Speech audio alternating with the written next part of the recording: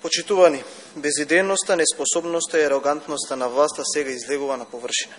Имено денес е 16 декември, 2 недели пред новата година, и замислете дури денес во собранието ќе се расправа за дел од даночната реформа на владата која треба да стапи на сила од 1.1.2023 година. Ова е огромна неизвестност и непредвидливост во приватниот сектор.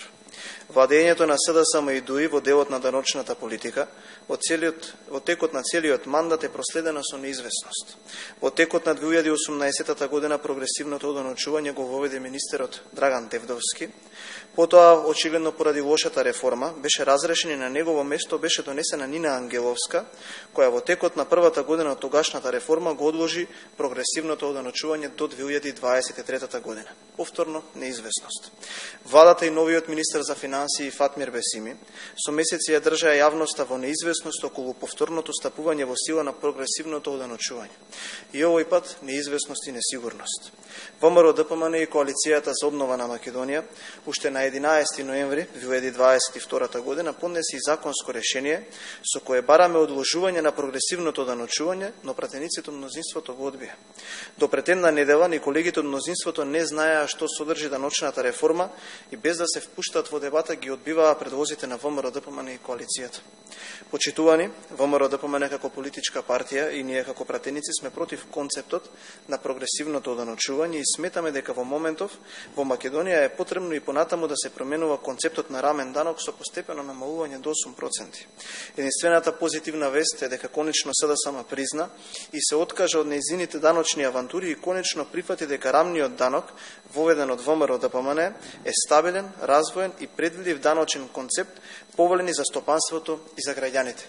Месец дена подоцна, по инсистирање на ВМРО ДПМН на денешната комисија, а и на процедура во собранието на пленарната седница, ќе се најде ова законско решение со кое што треба да се одложи прогресивното одоночување. СДСМ после 13 години како партија и 5 години како влада се откажа од нејзините даночни импровизации и конечно прифати дека даночниот концепт на ВМРО ДПМН е подобро решение за македонската економија, македонското стопанство и македонските граѓани, се извинувам.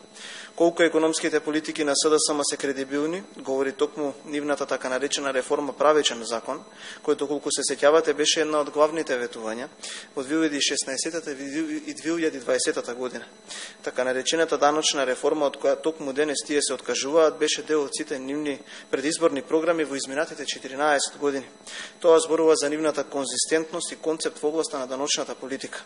Почитувани, сакам да истакнам дека ние како пратеничка група на ВМРО ДПМН и Коалицијата, на колегите од мнозинството им препорачуваме почесто да ги слушаат советите на ВМРО ДПМН.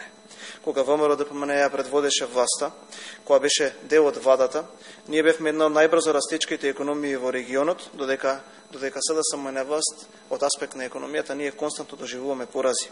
Токму затоа неопходни се брзи предвремени парламентарни избори на кои граѓаните ќе кажат стоп на корупцијата, неспособноста и расипништвото, а ќе изберат напредок, развој и економски просперитет. Доколку имате прашања, поверете.